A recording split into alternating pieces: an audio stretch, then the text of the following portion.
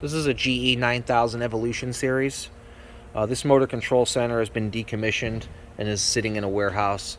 There is no power applied to this. If you are going to do this, please make sure all power has been locked out, tagged out, and has been verified dead. What we're talking about today specifically is the 400 amp finger clusters, that 600 amp finger clusters, and mounting them into a properly rated cubicle. This label here tells me that I have a supply amps of 600 and I have a section amps of 300.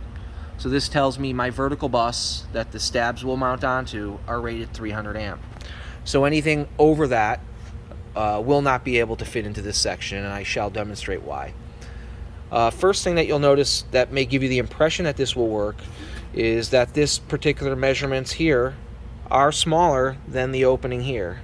So in fact the stab does mount on and does go in, but what it doesn't do is it doesn't actually go all the way in. You can see this material here.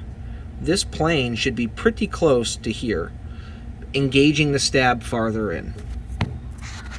So one of the things that you'll notice is that when you take your non-contact ruler, insulated ruler, tape measure, you have about 1 inch depth, and I know at the angle it's a little tough to see, but you have about a 1 inch depth until it hits this white glassic insulator, okay?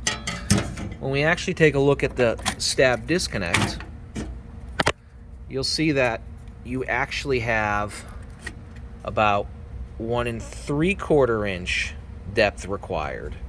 Now it's not quite 1 3/4, but it's probably closer to 1 5/8 in reality, but you can see it's definitely larger than the 1 inch allowed. So when you're looking at your section, one of the things you want to just make sure is that you have about 1.5 to 2 inches of depth here.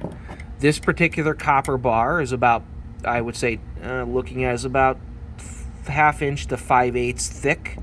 I would expect the 600 amp to be almost double. So looking at it, you know, if your copper is about 1/2 inch wide, then you probably have an issue, because this is a 300 amp set. So just making sure that the depth of these openings is larger than 1.5 inches, 1 3/4 inches will be a good indication if your stab can fit or not fit.